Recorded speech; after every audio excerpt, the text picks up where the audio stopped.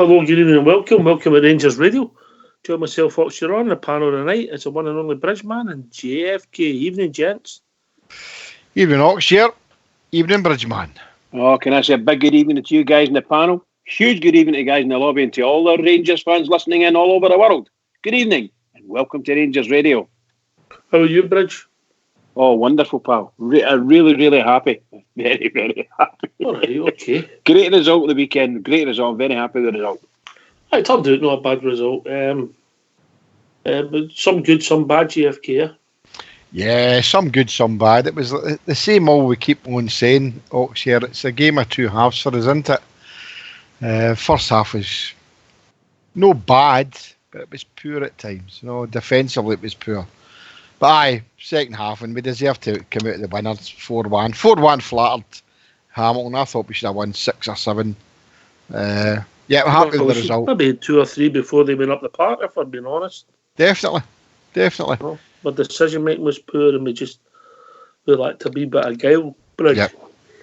Yeah, I think based on what if you watch, listening to the game I was watching anyway, and it's the bias of the people that are commenting, and if you isolate the chances that Hamilton got, they got a couple of chances. They possibly could have had another could have had a penalty. Could have had a penalty. And they scored a really nice goal for them, but a disastrous goal for us. And had a couple of wee chances. Who are you blaming? I think the three at the back. But I must say, I would really blame Barisic. My personal opinion, Barisic, and but it ended up he swapped over with Edmondson. Edmondson, and Edmondson.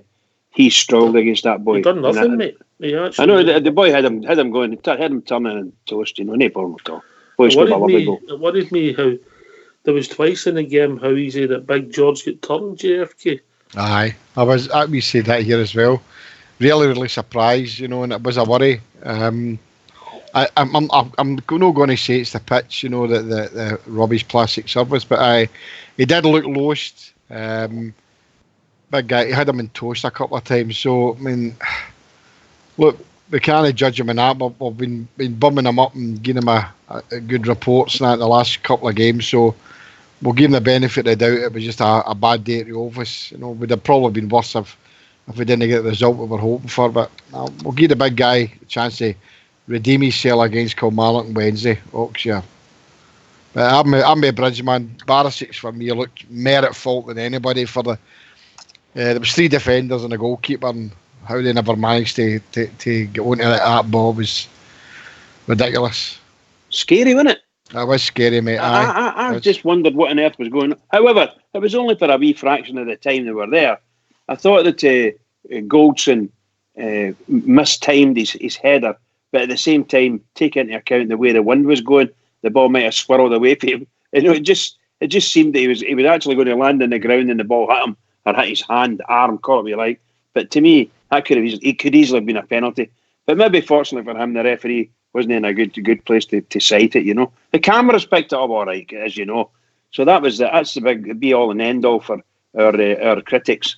They're going to see this Saturday next thing with Hamilton. But the truth of the matter is, Rangers could have scored 2 or 3 goals before they scored, and then they could have scored another 2 or 3 goals, which they did. But more than the 2 or 3, it could easily have been 6. For Rangers, easily 6 or 7.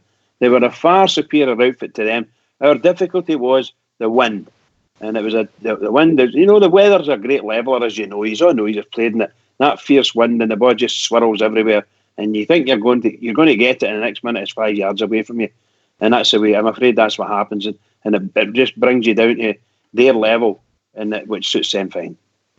I thought we sort of started the game all right and obviously finished it, but in between the sort of the middle 20 minutes, 10 minutes either side the half time, JFK, I don't think we were great, we've got to be honest.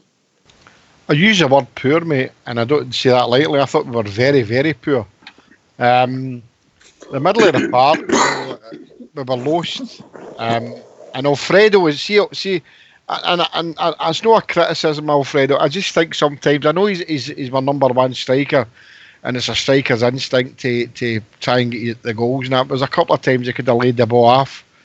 and you're think more of the team than yourself, and as I say, that's not a criticism against him. I just think that let's play as a team at times, and I don't think we did that again on Saturday, Oxshare, and that's worrying. Considering that, I mean, let's be honest, how many good full 90 minutes have we played since the turn of the year? Nine. No, exactly. Well, that's my worry. I'm not worried about Kilmarnock and Wednesday night, but what I'm saying is we need to try and play for a 90 minutes. You're worried about us, not them? Well, in a sense, I'm worried about the way we're performing. We're going to come up against maybe somebody who's maybe combats more than us. We don't seem to be combative in the midfield there, and that is a worry. Up front, we're not saying we're powder puff, but we're lacking in that final third. And we need to get that. This is the big picture now. It's the last quarter of the season, and we're going into, and this is when we can win the big prize, and we need to be better than we have been the last 5 games, mate. Right. Yeah, of course you can. On you go. I was just going to say that we mustn't be too critical because the weather was shocking, and that team played against the mob across the city and lost 4-1 against them. And they in fact, that team were down to 10 men against the team across the city. So as far as I'm concerned, we did very well considering what the weather was like, and shall we say, a couple of new players coming out, or a couple of changes, first time starters. I'm happy. I'm really happy that I've got a great result. I'm really happy with the result. 4 goals coming back. Oh my goodness, love it. Just love it. For me, brilliant. Yeah, but I totally agree with you, mate. It was a great result, and I'm really, really pleased. The 4-1, and I'm not being critical. I just think we could have won maybe 5-6-7-1 there. Yeah, it could have easily been that's the way I'm easily thinking about it. I mean, a lot of people say, 4-1, and Stranraer was a 2-0. I know we just don't keep getting back, but that game was there for us to win 6-7 easy. Because we were all here at one point for 7 or 8, 9, 10 minutes. We were playing some nice wee bits of fit, but then we fell away. And as Oxyar said, that bit in between, what were we doing? There was nobody competing. We lost the way of the midfield. I thought the boy Hadji ran out of legs the last 20 minutes. Yeah. If I'm being honest, and obviously I'm still got my doubts about Kamara. I think Aribo grew into the game as it went on and showed glimpses. Obviously, Arfield gets a couple of goals, but it's only the second ones that any good. He's shone in glimpses, but we didn't see our midfield settled down to Davis. Come on, mate. Davis and Jack are arguably my first choice midfield pair. Well, I mean, it's ironic now. I mean, but some have been, always I think I've been criticising Ryan Jack because he hasn't been performing brilliantly, and he's injured now, and we did miss him there. We did miss him in that midfield, but they made a difference. I'd like to think he was. I'd like to think that the gaffer should have had Stephen Davis on at the start of the game, mate. I was really disappointed. I thought it was clever, mate. No, I don't know. He's got a 4-1 victory, and he's only had him on the park for 20 minutes. He's 37 years of age. He'll be playing on Wednesday night. I think it was clever. Bridgeman? Yeah, I'd said that would probably happen. I thought it would happen. They would keep him back for a wee while. That's a choice, isn't it? The choice the manager's got, and you're saying it was clever, and I can't disagree with you. And the truth of the matter is, I thought we did quite well, but there was points in the game where, you just thought, you think to yourself, if Stephen Davis was in there, he would have picked that ball up and he would have did X, Y, and Z, That's what I feel anyway. But when he came on, he was just masterful, just master. Wonderful player. Yeah. And something that everybody else can play around about, Aye. Yeah, very intelligent player for me, GFK. Of course, isn't it? And you can see that. I mean, that 20 minutes was on the park was a joy to watch. His reading of a game's good, Merlin good. So we did miss that the first half. And that's something we need to sort. We need to sort that as in Wednesday. on another plastic surface. No, we need to sort it. Let's play for 90 minutes. We've done it, guys. We've done it before the new year. Why don't we just keep going? What's happening? Why are we not able to do that? And it's like deja vu. We came out there again in the start of the game and we were lethargic. We didn't seem to be knitting together again. And that's got to happen sooner rather than later. The big one's coming up. And it'll come on us before we know it. And that's what big one's this, Jimmy? Oh, we know the big one, mate. The big one. The Old Firm game, yeah. Oh, a long way to go. No, but that before we know it, Bridgeman will be there. Yeah. Time doesn't stand still, And games are coming fast. But are we going to have our game in hand before we play them? Don't think so, mate. I don't think so. I think it's actually after we play them. Right, but the fact of the matter is, we need to win every game up to that. But we need to try and get a bit of momentum. Look, they're nothing great, For what I've been reading that all your mates are telling you how their team are playing, aye? Oh, my mates. I don't have any mates like that, pal. No. They're getting on a planet for beating a team like Clyde 3-0, right? And I know you ought to hear some of the rubbish that's been spoken. You've probably seen it. Look at it online, it's all there. And they're the world beaters and that. They managed to drop 5 players and all that. Rangers done that and they scraped against Stranraer. We need to be better than that. I don't know what papers you're reading. I can't pick up a paper and it's, I see Philip Schofield. Don't go there. Don't go there. And I'll be asking to see a Holly Beverly. Do you quite like that Philip Schofield Oxchair? No, not particularly. No. You like him, Jimmy? No, the last time I seen Philip Schofield, it was Dave Gordon the Gopher. You're a bad man, Bridge. You know that Stardug's a big fan and he's going to come on here and you're going to ask him that. Well, Stardug did say quite likes him. No. That's a sin saying that Stardug. Is that Stardug Ways? Is he maybe way looking after the winds? You heard that Stardug hums that song. Dum dee dum dee dum dee dum. Oh my God. Dum. Oh my God. I mean, but Stardug's a fine young man, whatever. Rangers for everyone and anyone. Who am I? Well, can I just say, Jimmy, you were saying that the press come out and they say they were fabulous, they won this, they won that. It doesn't matter who they're playing. They'll say that anyway. It doesn't matter who they're playing. What we're saying. If people want to join us, what's the number, JFK? It's 0141 356 1972. Where else can you join us, Bridge? You can join us on Skype at rangersradio.online and Fox will bring you in and look after you. Enjoy yourself. I've just heard there's been a row at a park meter and finishing. Somebody's pulled up trying to park for the game on Saturday. That'll be George.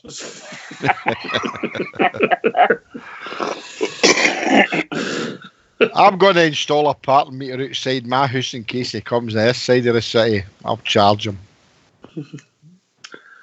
When they build that bridge. What bridge are we on about now? That's a great idea, by the way, the bridge. Where are you going to build the bridge? You know, here? Kelvin Hall Street to Partick Govan. Oh, Kelvin Hall Street. Oh, I like that. The old Govan ferry route. Aye. Pretty much, aye. Maybe we can open up Kaya Hansen's bar as well. That'd be good, mate. What a rush coming out of that pub for a ferry. That was brilliant, wasn't it? Queued all the way down to Paisley Road. Clash, bang, everything. Anyway, young Stardug has joined us. And used to leave him alone. Can I ask Stardug before he goes on? What is your... Here we go. What is your... What are you going to ask me? I want to know what your routine is for tonight. What my routine is for the night? Well, is it the salsa or is it the cha-cha-cha? What is it? Is this Rangers Radio does Strictly? Well, it's Rangers Radio does Dancing on Ice, no Phillips show. That's the one. No. Listen, I'm not taking the fall for this. This is all Bridgeman, and there's you just taking the feel for him. No, Bridgeman had said something to me about how you spoke to him. You said you like Dancing on Ice. I don't know if he was kidding. I'll be shining bright. I'm the Dancing on Ice fan. Strictly Rangers for me. Strictly Rangers. Oh, is that when we do the dancing, is it? Strictly Rangers. Oh dear. He's had good. All right, Stardog, how you doing, pal? No bad, mate, yourself. I'm all right. How are you, Bridge? Brilliant, buddy. Brilliant. Really good. And Who would you yourself? have You as doing your- all right yourself? Who would you have I'm as your doing brand partner new, on the mate. dancing bridge, man? Apart from Mrs. Bridge, of course. Of course, of course. Absolutely. What can I say? What can I say? Kid on she's not listening. Who would you have as your partner? No, I don't know. I wouldn't know. Dancing? You must be kidding. Top corner somewhere in the old Locarno. Stand there and wait for something to happen. I've done the Gay Gordons a few times. There's a trend. Has he? You can cut out the gay, please. You've actually done the Gay Gordon. It's about time you three moved into the 21st century. And that's my club, this club of mine. It's Rangers for everyone and anyone. You three better get with it. Agreed. Well, if you're asking me who I would dance with, I'm not asking you. it'd be 'cause I don't 8 want to out know of his steps. 8 out of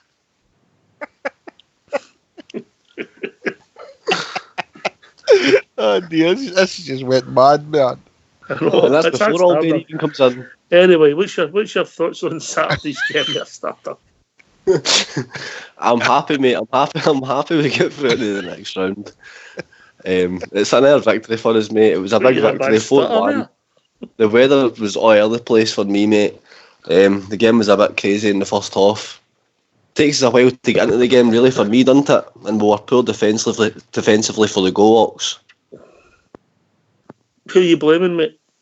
Well, I'm blaming Edmondson, mate, but I mean, McGregor's positioning wasn't the best either, was it? Well, he wasn't great. I mean, I don't know what Barisic never helped Edmondson out at all, but when Edmondson get there, he's got to do better.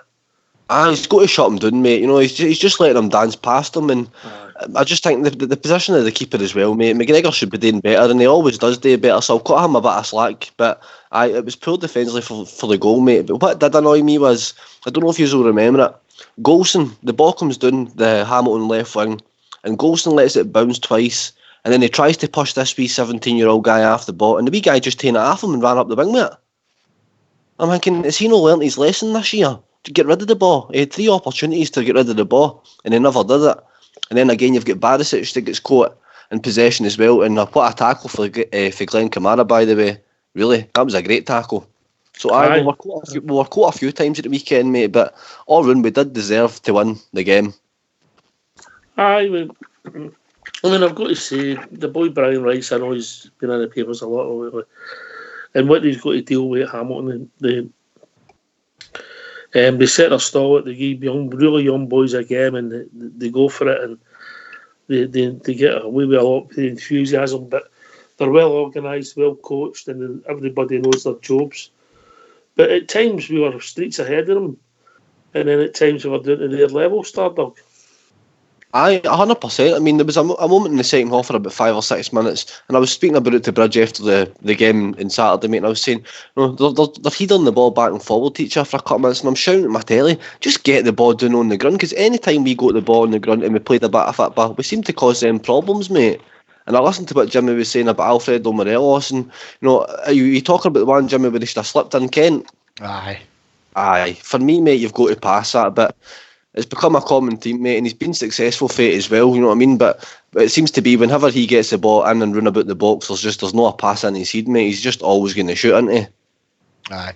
My biggest bugbear of the game was the crossing in Barisic and especially Tavernier. You know, they could see the conditions were bad with the wind and things like that, and they just constantly kept just trying to put high balls in.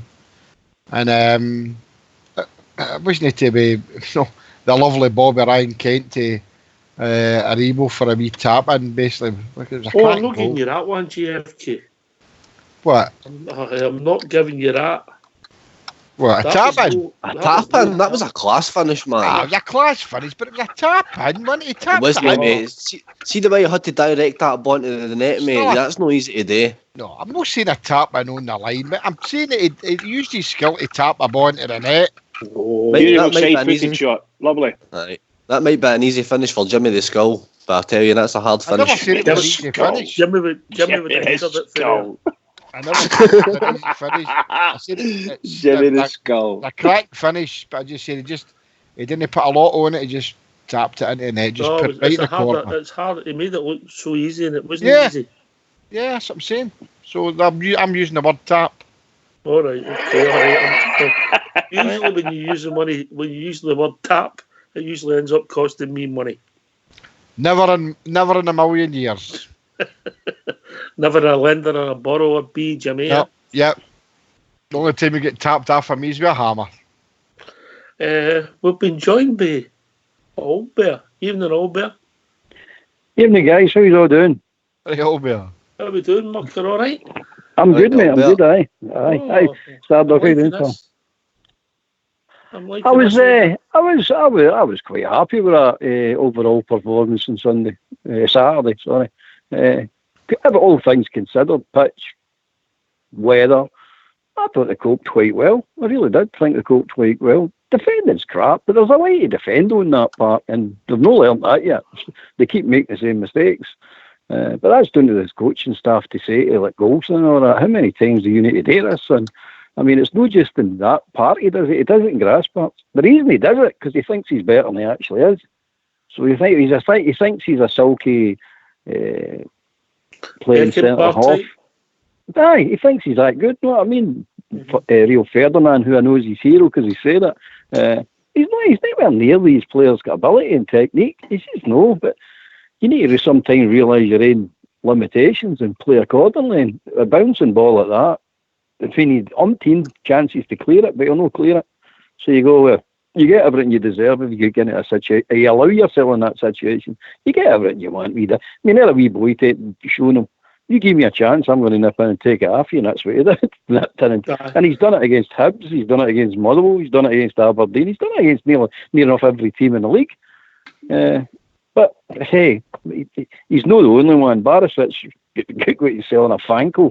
I mean, how are you going to sell that much? I don't understand. Twice, Jimmy. Twice, Albert. Twice. I don't understand how they can't. No, with their football intelligence or their coaching. I don't understand why they can't get themselves in the right shape to take or clear the ball. Did you see? Do you think that some of them have got this AstroTurf that's in the heat, mate? Aye, definitely. And by the way, seeing you play it right, it's easy. It's an easy surface to play on if you play it the right way. If you play it the wrong way, it's a nightmare. We've all done it. I've played on it. We've all played on it. It's a nightmare. It's a total nightmare. It's not a surface you run about in. Well, you run with the ball, I'm talking about. You don't run with the ball. And that's where that, what do you call them, Hamilton and Livingston and Kilmarnock Day, they just don't get into the channels where you're bouncing ball and make you defend. And we keep coming up short. They do it with most teams. It's an easy pitch to play in if you do it the right way, as I said. Mm-hmm. But all right, we'll be joined by another caller. Evening, caller. Hi, Oxford. How you doing? It's Wally. How we doing, Wally? What's on your mind, mate? Basically, we were having a decent conversation yesterday. Obviously, you were working or unavailable. You're saying he shouldn't have been in it, Wally? No, yesterday, mate. Well, religious reasons I don't do Sundays. I see, right. No, but as I say, we were having a conversation after the game. Aye. And Saturday, there you go. I stand corrected just for a change. And as I say, I don't know, we were having that good a conversation. I don't know if whoever it wasn't keeping an eye on the time. So our conversation was basically cut short, you know. But what Jimmy was saying earlier. Difficulties. Oh, is that what it was? Right, fair enough. But as I say, it's if we're playing still kind of poor and it's a game of two halves, etc., at the end of the day, we're still getting the results. And as I say, regardless of whether the referees are trying to cheat us or whatever, as long as we keep putting the ball in the net, Oxford, and it doesn't get ruled offside, nobody can stop us. I say, this is our best opportunity, and we can maybe win a double this season. Aye, I hope you're right, mate. But what I will say, on Saturday, I don't even think Bridgman could have pointed their finger at a referee. There was one big decision in the game, and we got the break yet. The rest of it was non-contentious. I agree with you, Oxford. There was very little you could say about the referee. The referee was hardly in the game, truth be told. There was no bad fouls or anything at all, nothing like that. The ball was just up in the air too much. Aye, and the wind was a great level. Midfield later on that day. Yeah. I can't understand our team and maybe Albert and and Williams themselves will be able to understand what I mean. Our teams seem to get sucked into this head tennis sometimes, and it's between the defensive mid and the attacking boys, and all of a sudden we're in defence, and then it's back out again. The ball hardly touched the ground, and you think, what are we doing? We're second top of the league here. What are we doing? Why are we not playing football? And I don't know why it was happening. Because we've been dragged down to their level. Carry on, well, Willie. absolutely. Well, she talking about head tennis. I think we must be the only team in the world that can't do it. I mean, we learned to do it if it was raining under the flats and whatever years ago when we were only boys. But I've never seen any of our players, apart from Big Katic, when he can really put a ball in the net. Golson doesn't seem to have the direction, and obviously Big Derek 8 years ago. But we're the only team that doesn't seem to be able to do it when the ball's in the air. Have you ever noticed that? And it goes back for years. It's not just this team. It's Rangers team. Do you know what the stats tell you? The stats tell you this year we've scored the most headed goals in the league, and we're the best at defending corners. No, I know we've not lost any goals last year, but as Bridgeman says, when the ball's in the air, we don't seem to be able to cope with it. We don't seem to be able to get the ball and, chest it down and control the ball. Every other team seems to be able to hit it better than us.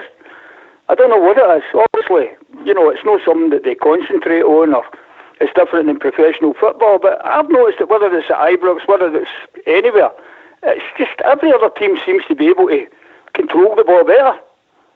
I don't know why. But obviously, football-wise, we're the best at the whole lot, when the ball's on the deck. But I think what it is, Wally, I think what it is seeing teams are playing us, they're not expecting the whack. We're playing other teams, our boys are expecting, bring that down, they're getting whacked, and I think that's part of it. Whereas we're a soft team now. I mean, we're as Big Al keeps saying, we're a gentleman team. There's not enough mongrels in our team, so they're confident bringing the ball down and they're not going to get whacked or any rough stuff. Apart from Alfie, that is. But I think that's a big part to play in it, because any team we play, bring that ball down, and if you're no quick once you brought it down, you're getting leathered, absolutely leathered. Well, that's always been the case. I mean, we've not really had anybody like that since Big Hurlock. No. I mean, I always remember when we signed Hurlock, and Graham Souness had the cheek to talk about hammer throwers. Do you remember? Every team's got a team of hammer throwers, then we signed Hurlock. But Hurlock had a bit of football on him, wasn't he? Just I mean, even Roberts was absolutely fair. He was a great player. We had him a couple of nights out and that down at the club as well. He still keeps in touch. And Si on the Rangers TV, he's had him on a couple of times too. Best defensive mid we had, tell you that. Oh, I disagree. And I thought that young Ferguson, very close to him. Oh, there's another one there that Hurlock, with the greatest respect to Terry Hurlock, sure liked. Couldn't lace his boots. Who's that, buddy? It was only circumstances. It was one of the finest of that position that I'd ever seen. Nigel Spackman, mate. Nigel, you liked him. You're a big fan of his. You're a big fan of his. 6'3", could box to box, and in that position he was absolutely first class. Quite a silky player too. Quite a silky player. I mean, I just liked the venom. I liked Hurlock because of the venom. I'd imagine. I liked the way he get in, no nonsense type thing, But Spackman could do that, plus the other bit of tap. I don't think Spackman was dirty. Hurlock was dirty when he wanted to be. He could do it. Which was most of the time. As well, Spackman. Yes, indeed. Yes, indeed. And young Ferguson as well. He was a tough wee guy. Tough wee guy. You ought to see the thighs on him. I know, pal. I know. Saw him many times. The player I liked at that round about all that time, wasn't so much a hard man, but a brilliant football player. Was two guy. I loved watching him. Oh, wonderful exponent. Oh my goodness gracious. Different class, wasn't he? Different class. Oh, one of the best I've ever seen, I'm telling you. Absolutely wonderful player. A sweeper to the front, not you?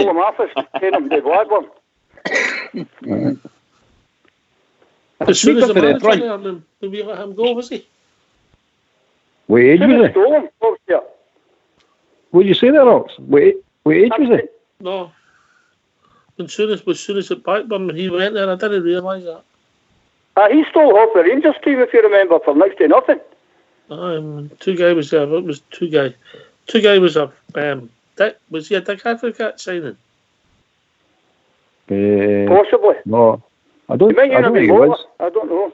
I don't think he was. remember. I think he was there before Dick Advocate. Two I don't think guys. Advocate liked him. I think Advocate He liked was at Rangers between 99 and 2001, so he was Advocate signing, yeah? him. Wouldn't he play him? I couldn't have argued, I'll be honest. I really couldn't have argued. Most of the time when he go to a game, we get man of the match. A wonderful player, great exponent. He was a front of defence sweeper, wasn't he? He just swept everything up and then pushed a lovely ball. Brilliant player. Anyway, we divert. Aye, how do you know that? They only played 42 He went games for for Eddie us, Terrace guy. to Tugi. What's that? He only played 42 games for us. There you go. He didn't like him, he didn't like Albers, and he didn't like Big Amato, Advocate. I liked Amato when he got I him on like the his three of them, I like the three of them. Yeah. Right, how do we go? Right, let's get back to Hamilton. Right. We digressed to all yesterday's. I mean, some of the players, my granda used to have to tell me about them starting. Listen to that. Listen to that. My great granddad in that case. What a And the shocker. band played I'll Believe It If You Like. Stardunk. Yes. I thought we done all right. Competent performance. You put it out of the way. We don't get carried away. And then we move on to Wednesday night. No big deal. No drama. 100%, mate. I mean, to go away to Hamilton, win 4-1, and that's not even including the weather and that. Do you know what I mean? It's a result, mate, and we take that and we move on to Kilmarnock on Wednesday night. We're through to the next round of the Cup, mate. The draw, we're going to talk about the draw. Are we happy with the draw? Could have been a lot worse, Starduck. Well, I think it Traditionally, gives it's a these tough boys a draw chance, for us. mate, to go and prove themselves for the defeat a couple of weeks ago. It's a free hit at the minute. Absolutely, aye. Because as Gerard says, we just didn't turn up that day. For whatever reason, you know. But I can't see that happening again. I really can't. Would be a sell-out. You happy with the draw? I'll put it this way. I'd rather have the home tie, but Yeah. we have to go there and we have to win. Simple as that. Well, put it this way, as long as we're still in the Cup. Even if it means getting them back to Ibrox, which wouldn't be ideal, but Yeah. I'd still accept that. It wouldn't be the end of the world if we went there and got a draw, Bridgeman, would it? No, I would not, actually. Given the way we played against them, we go ahead and we do the unforgivable. It really is unforgivable for a top team. You give away 2 goals. It's just unbelievable stuff, just unbelievable. And you think to yourself, these players must be thinking, my God, what am I doing? What have we done? And then you know what you've done. You lost to the bottom team. That's what you've done. You've lost 2 goals to the bottom team and lost the game. And we can't afford to do that. So, GFK, we talked about the boy Hadji came in and he showed glimpses again. What I've liked about him, at least he seems to be talking, which it shows he's got confidence. I thought he tired as the game went on, personally. I don't know what you thought. He did tire, mate. He was in and out the game. I mean, I don't know if it was the surface for him at times. When I watched him on the ball, I'm just thinking he's not as slick as he was. But his reading of the game at times is really, really good. I like to see a player with the head up, looking about, and he's got a cracking way of playing football. Look, he's learning, isn't he? I mean, he's only 20, and the gaffer's already told us that. He's for the future. And let's hope that everybody keeps to their word at the end of the 6 months loan, and we get him for the €5 million. Because I think he's going to be a star at Ibrox. I really do.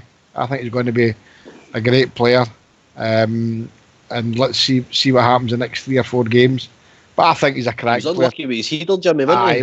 Well, I wouldn't say unlucky, mate. I was thinking mere sitter. He should have scored. I think Alfie got in his road. No, I don't know. I agree with that. I think Alfie getting his way. I think so. Well, the weather never helped either, Jimmy. I know, but I'm only 5 foot. In the back of the net. I'm only 5'6", and I think I could have put that in the net. Oh, so Well. that's just my personal opinion. But no, look, he's going to grow in stature. He's a cracking player. He reads the game really well. Looks to get other players involved. So that only bodes well for the future. And see what comes out the other end. But I was pleased with his performance up to a point, Oxshare. But I kind of he did fall out the game a bit. You get tired. It was always to me Yep. watching him get tired, Yep. man. I mean, he's played 2 games in 3 days with new team. All the nervous energy are signing up. So hopefully he'll get better as time goes on. Yeah. Bridge. Sorry, pal, what was that? We're talking about Stardog's birthday's night out. Oh, Stardog's night out, aye, right. Aye.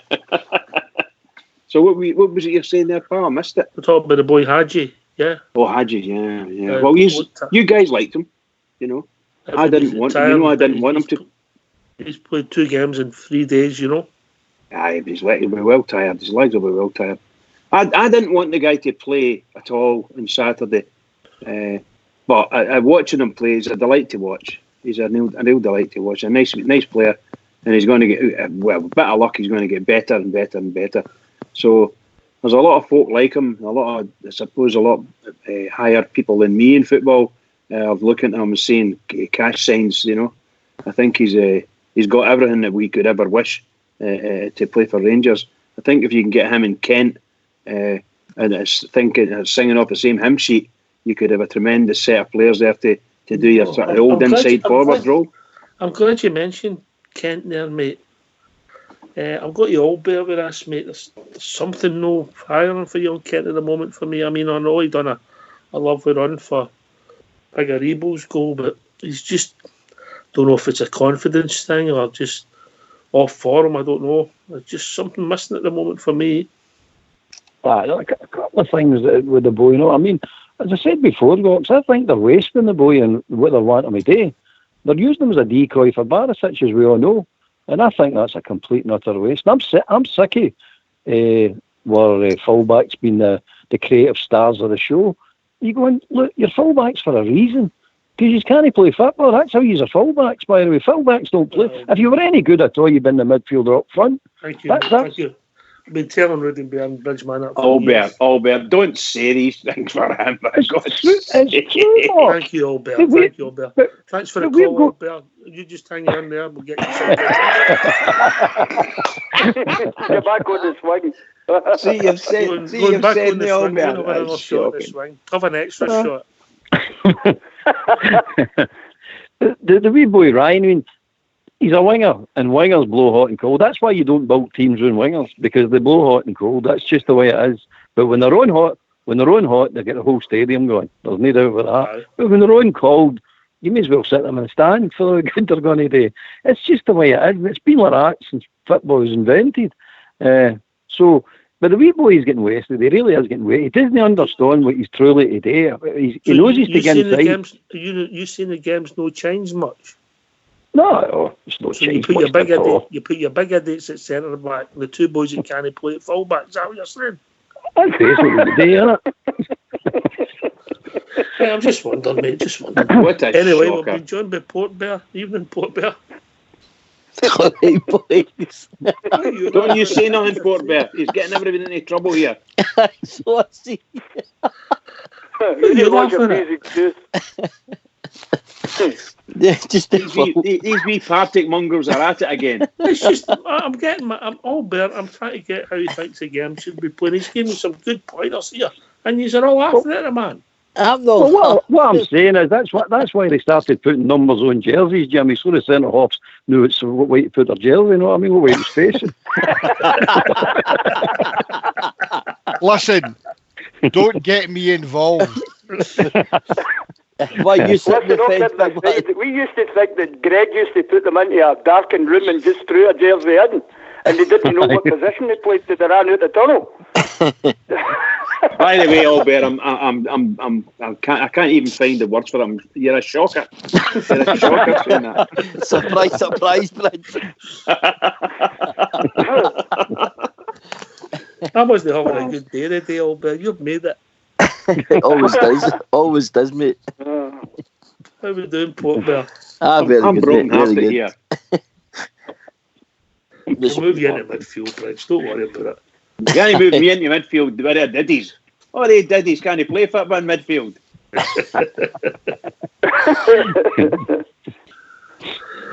What was your thoughts on Saturday, Port Bear? Probably, huffed and puffed is probably the way I described it on Saturday, mate. I thought the team, again lacked what I've been moaning about for ages, tempo. I thought we was to get a ball down the deck, like Stardog said earlier, and tried to play a ball in flare because the conditions were horrible. But considering the conditions, 4-1, and all I was talking about at the end, it was the win. That's what cares to me, mate, the W. So as long as we get through the next round, I couldn't have cared if it was 1-0 as long as we got there. It's a cup time, mate. We weren't great. I would score it 6 out of 10. Would that be fair, Wally? And then GFK. Aye, probably. As I say, we're still kind of well off the pace. I thought Kent was a wee bit better. Obviously, the run that he did for the cross for Ariba's goal, but I don't know. It might be this £7 million price tag that's on his head. Maybe that's what's kind of giving him a bit more pressure than it should be. And that's not the boy's fault. That's Klopp's fault. And technically your fault, because we made the player worth more than he is. As Jimmy says, I've always agreed with Jimmy. I mean, to me, he's only 3-4 million tops, and he has potential you're buying. All right, he scored that brilliant goal at the Piggery, but apart from that, and the one, ironically, he scored the last time at Hamilton, the boy's just not doing it. But I agree a bit, just to get back with Old Bear, if you remember the old days, and I can remember the old days, I'm not here to tell you, if Russell and Cooper didn't play, Rangers didn't play, and Mark Walters was a bit the same. When they were on the game, they were world beaters, but when they weren't playing, they weren't playing. And that's always been a case with wingers. Russell and Cooper wasn't the old days. Well, it wasn't the new days. That was just last week. Aye, last week, aye. I wish. They were good players, mate. They were good players, Oh, they were on the form. They were brilliant. And I mean, Russell always was a brilliant player himself, Team set changed their whole setup to stop the two from playing, Good teams. Oh, Cooper got booted up in the Aerox there the first couple of minutes. That was as well taking him off. He was always targeted. Well, good players, but I mean, Kent's playing a different position, and I get all Bear's point at GFK there about this overlap. Why do we need two players there to make the cross when we could have one man effective? Yeah, I agree with that, mate. As there, it shouldn't be. I would say a maximum of 6.5 for a game on Saturday. That's no more than that. Look, what's happening with us in the last third is very poor. It sticks you like a sore thumb. We're no competing up there in the last third, and we need to get that sorted soon. Have we got too many players that are as much the same? I think they have. And I'd like to see us try and change it a bit. But I've come round to the idea that Stardog was talking about that last week about trying to mix and match it a wee bit more between the middle and going up front to try and maybe bamboozle a few teams, if that's the right word. Because I think we're really very, very predictable what we're doing now, and I'd like to see us mix that up a wee bit, Oxshare. And I just think too many of our players in the same position is kind of not what I want to see a lot of the time. Some of the football we're playing is good, but some of it is really poor. Are they too similar, Jimmy? Your players, the wingers. That's what I'm saying. Similar, mate. Aye. Stardog had come up with a couple of good formations last week. Well, how to change that? Too similar in position. Try and mix it a bit. Take the wingers out of the equation. Maybe play with two wing backs. Play maybe with Kent roving. I don't know. Will that work? I don't know. Nene's will know until we maybe try it. But the manager's, he's wanting to play the 4-3-3, so we've got to stick with him and support him in that way. But I think some of our players are too similar, and we maybe should start to mix it up a wee bit, guys. That's just I think that should maybe happen. Name two. Can you go, Stardog, and then Bridge?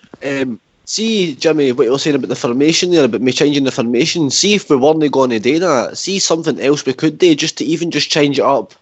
Barisic should be crossing the ball for deeper.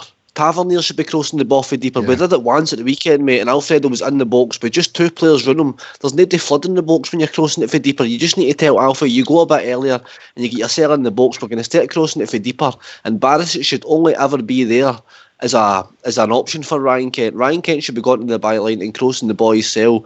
If no, Barisic should be crossing it, but he should be crossing it for the halfway line, mate. I know it might sound daft to some folk, but I just feel if you get the ball in that wee bit earlier and you can cross it fade deep, which we all know Barisic and Tavernier can do, and we know after Morelos' goals, I mean, some of the goals he scored this year, the headers against Feyenoord stick out to me. You know, we know what this boy's capable of in the air, so get it in the box, but get it in early for him. Know when the box is flooded with players, when we've switched it from side to side for 5 or 10 minutes, you get the ball, you get the boys to get their head up, look early and get the ball in the box for deep, and you tell Morelos, you just make sure you're ready, because as soon as Tavernier or Barisic get that ball, they're going to be picking the head up and they're going to be hitting the box. And I think that's something, it just takes all the play out for me. It takes all this dilly-dally and going side to side out for me, mate. I just think you lift your head up that bit earlier and get it in the box for deeper, and we might get some success with it. If you're not going to change the formation, at least change the way we play. You're right, Stardog, you're right, because if we get it in earlier, when we're passing the ball side to side, we're allowing teams to reset. So by the time we've reset, we've then got to let, you know, our players are marked. They're to get a double block on, a low block on. How come we were doing different before in there, then? We were moving it quicker, Oaks. We were moving tempo. The passing was quicker, it was crisp, it was sharp.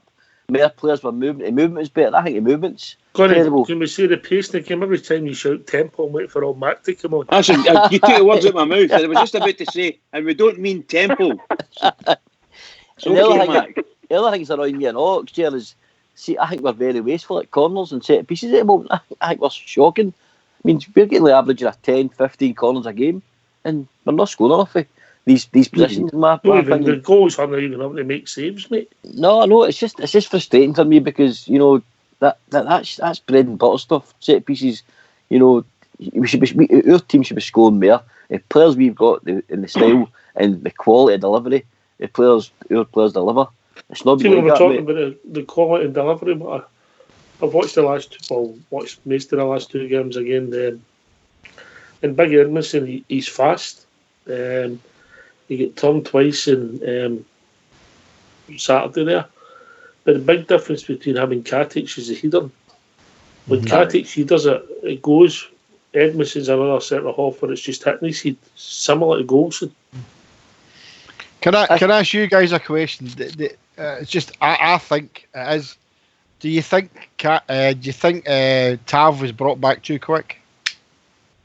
No, for me, mate. When do you bring him back, mate? That's the thing. You've got to get him in earlier, I think. I think he was blowing. The last couple, I think he's been blowing. I don't think he's that illness he's had. I don't know if he's got air at 100%. He's still been. But we did miss him, Jimmy. We had to bring him back. I know we missed him. I know. I'm not saying we didn't, mate. But what I'm saying is, do you think maybe we did bring him back a wee bit too early? I mean, a couple of times the camera went on him yesterday. He was blowing. He was puffing. But that's understandable because I know that. I know that. For so long. But at the end of the day, maybe Gerrard says to him, "Look, do you want to play?" And he said, "He wants to play." So it's one of the ones, you know. It's up to the player. Mm-hmm. Exactly. You know, we haven't missed him, and he did make a difference. To my mind, it all stems to the one thing. I think we're using the wrong players as decoys. We're using our football players as decoys and putting our no as good a football player in the position to deliver balls and take shots and things like that. And that's for Tavernier. If Tavernier would have used his brains in Saturday there, he'd have started going, well, I'm not charging up and doing there because I'm not fully fit yet. But what I'll do is start feeding that boy Hadji and Figueiredo. You should be feeding them and saying, right, I'm not going to go buy them as much as I normally do because I need to get myself fit again. But instead of that, they charge up. And by the way, the fullbacks, I mean, I'm not getting to the fullbacks, but couldn't how many times they actually put a ball in the box that means something. Yeah. It's very rarely now. They just keep hitting balls in there to nobody. I mean, Tab must have done it. I must have done it about 6-7 times in Saturday. Sorry, mate. Albert, do you think Tav looked as if he was blowing out his ears yesterday? It's Saturday. Oh, aye. You seen him coming off in the midweek game, the Hibs game. They looked up at the stand and he was like, have to say, my legs have gone. He's pointing his legs, so he must have been his brother, his wife, or whoever was up in the stand, telling them he was gone, and that was after the Hibs game. It's only natural, Jimmy, that he's going to blow up. I mean, you don't go away for nearly over a month and then come back and think you're just going to charge about the way you did when you were fully fit. No, I know that. way. I know that, but I mean, I keep using the word it's not a criticism, but the fact of the matter is, if he wasn't 100% fit to play, shouldn't he have played? He's 100% fit to play, Jimmy. He's just trying to get his fitness, his game fitness well, back. Well, I'll tell you one thing, I wouldn't have asked him to help me across the street, because he couldn't cross yesterday. No, he was not. Can I come in, Alex? It was terrible. On you go, Bridgman. That's quite funny, that, actually. Can I just say that I thought that Tav looked a bit unfit insofar as match fitness is concerned. He needs games under his belt. He needs to be able to move. He showed that in Sunday. Saturday. He can move. He's still got a bit of pace about him. He just can't get back as yet. So I'm looking forward to Tav getting himself fully match fit, and the only way he can do that is to play the games. Unfortunately, that game we played on Saturday was one of these false pitches, phony pitches, plastic, and the same one. And Wednesday night we're playing Kelly, and it's another one. So he's got his work cut out for him, because these pitches are fast. That ball just, yourself, Oxy, that ball just runs in front, and you think you've got it, and it's no. It just keeps running and running and running, and you're actually trying to keep up with the ball instead of there's no control at all sometimes. I think Tav just needs that. He needs that wee game to see how it goes. I think young Kent. I think when people like Kent and Hadji, when they've got the ball and they're 30 yards out, 40 yards out, you midfielders know what you're doing, what you're looking for as the openings and so on and so forth. You look up again when they're playing against these teams. You look up and there's no openings. It's just 9-10 men basically across the pitch, and using this low block and double parking and goodness knows what. It's just shocking. That's all I've got to say. Bridgman, but see, we were shifting it quicker though, mate. See what Oxydale run. See the first half of the year, but we were shifting the ball quicker, and the game absolutely. was quicker. It was working. Absolutely, but we were getting, for instance. No, but what I was meaning was, even if there's a block there, when you've got the ball from the defence, and the boys were saying it a wee bit earlier, they're having to push the ball out wide and then get it back in because they can't go anywhere. If they get the ball and a bit of tempo in their game and just push the ball short to, like say, Hadji and Kent, let them turn, because they're the boys with the skills and the pace, and they can do things and they can see any gaps that are there. By the time you get it to them the way we're playing it now, you're too late for anything, really. Aye. You've got to remember, Brad, say if you move it quicker and you've got movement, there's no team in the world can handle it. No team. Absolutely, You've got to have the tempo right, and you've got to have the movement right. I mean, that's what we were doing in the beginning of the year, because some of the football we were playing was rough said, fantastic to watch, absolutely fantastic to watch. And teams couldn't handle us. No team could handle us. Right. But all of a sudden you drop that pace and you don't do the movement, you just become an ordinary team now. Just nothing special about you. So we need to get the tempo back up, and we need to get the movement back up. That's 100% agree first thing. The first thing we need to do. Yeah. Absolutely right. Yeah, fair comment there, Rob. There. Hey, get back to the Tav one that Jimmy posted. I think it'll be better for having these couple of games, and I think it was the right thing to do. But I accept your point, GFK. I'm not saying you're wrong with what you're saying, but I think in the big picture of things, we're going back. We've scored 6 goals, conceded 2. I mean, I don't want people to think that I'm on Tav's back, No, because I know I was at the start of the season, and myself and Fox had a bit of banter about that, and I've come into his camp. I'm thinking for the good of the team and the good of him. I just felt that at times, he was blowing, and I remember that bit he's coming off, and he did look. It was a burst couch, and I don't want it to be brought back too early, and then having to miss more games, because I think he's a pivotal player for the team, and I think it showed yesterday. And I know the conditions yesterday with the high winds and all that, but his crossing yesterday was the worst I've seen this season. It was really, really bad. As a professional football player, when you've got a high winds like that, surely you should be able to compensate and know what you're playing against. He's putting his foot right through the ball, and everyone went right to the bar, right away here, away beyond our strikers in the box, you know.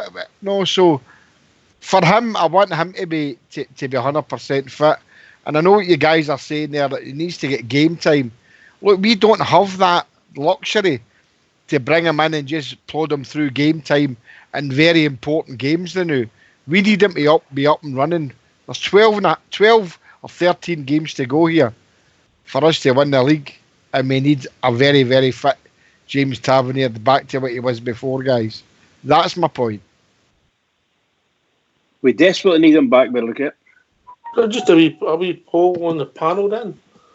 That's right, I'll take the age. Would you help me? She start with oldest or the youngest? Albert. Well, the youngest. All right, okay, I'll go first then, right? So, Starduck, would you have played him, yes or no? 100% yes. Port Bear? 100%, mate, because how does he get fit? It's a yes for me, and I'm not a fan of people getting their match fitness in Rangers first team, but I just think you had to come back in. JFK, you're next, I imagine? No, I wouldn't have played him. I think the last two games, I think he was blowing at his arse. Wally? Absolutely, we missed him too much. And as I say, you don't know if Gerrard and yes McAllister asked him if he was fit, and he said aye. So, right, Wally's speeches for him. Yes or no, Albert? Yeah, aye, I'd play him. Bridgeman? Definitely play him, yeah, definitely. All right, okay. No, sure, can I ask you a wee question? Aye, mate, before we go for the tune on you. Going forward in this title winning season, who plays alongside Goldson, Edmondson or Katic? Yeah, I think Katic will come back in on Wednesday night. There you go, and put my hat out there for you, Stardog, when you go, son. Aye, for me, mate, I think we'll see the return of Katic as well. Aye, Wednesday night. Bridgeman? Yep. I honestly think they'll retain Edmondson. I think they'll retain him for his pace, and it's obvious that everybody can see it. We've got a distinct lack of height when we're coming to defend. But other than the height thing, we seem to be able to handle it, and Edmondson makes up for some of that in his pace. But I got back to my old adage I've been saying this for a long time. Please get me the Helander back in again, or go and get another centre half. But we'll not get him this year, of course, you know. But we desperately need one. TFK. Well, Gorgeous George has done his best. I would bring Big Nico back in for Wednesday. Aye, I don't disagree. Albert? Aye, Katic. If he took the message what Gerrard sent to him, move the ball quicker, son. Because I say that's what Edmondson does, move the ball quicker. So learn the lesson, son. He's telling you what he wants after you. But Katic, aye, definitely. Right. I'm sure we'll get some hints for the gaffer tomorrow night, Port Bear. Aye, it was something, I was thinking about. Obviously, I've got a feeling that Holander's not going to be back this year. I really do. Does it look like it, does it? No, it doesn't. You make me cry again, you. I know, mate, it's made me cry as well, let me tell you. But here you go, Port Bear. What happened to Big Helander in that cup final? What happened to him? He gets stamped on. Aye, and not to mention it. Not to mention it. And he's out for the season. Horrific. Not to mention. I just, it's something we seem to accept now, though, Old Bear, innit? You're speaking about the footballing purists on the other side of the city, Old Bear, by any chance? Well, I don't want to can you, because I can feel the blood pressure rising. Right, get yourself some mute. Get him in that swing. Excuse me.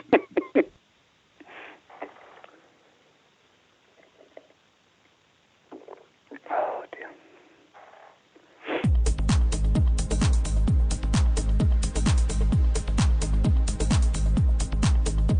The boy girl so young to Glasgow City to come, seeking fortune and the new way of life. How could they all know their ambitions would grow? Such a beautiful story, when here's how it goes.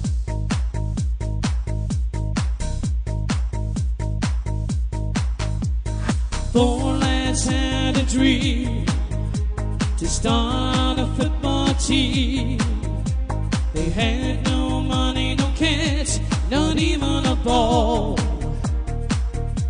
They still carried on.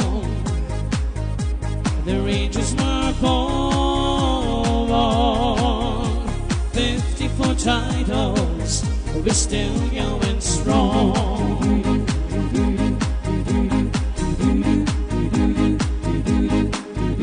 So hoist up your Rangers flags, sing with your hearts and voice. Let's celebrate the greatest club in the world. Let our history show what we already know. We are the Rangers, the greatest of all.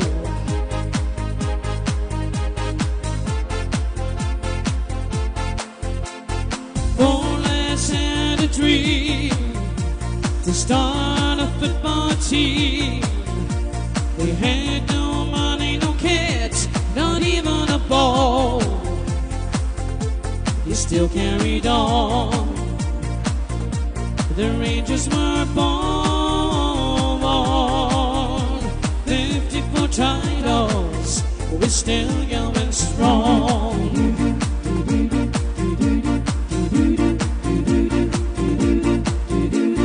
Four lads had a dream to start a football team. They had no money, no kit, not even a ball. But they still carried on. The Rangers were born. 54 titles, we're still going strong.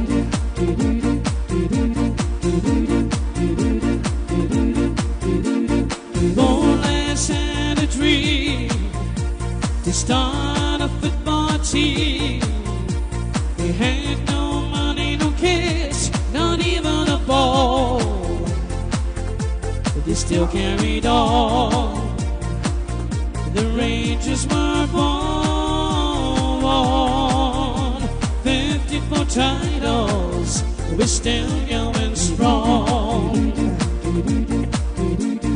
54 titles, we're still going strong.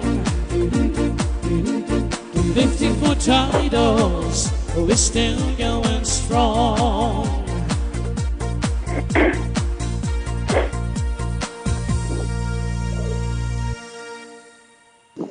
Did you enjoy that, Bridge Boy?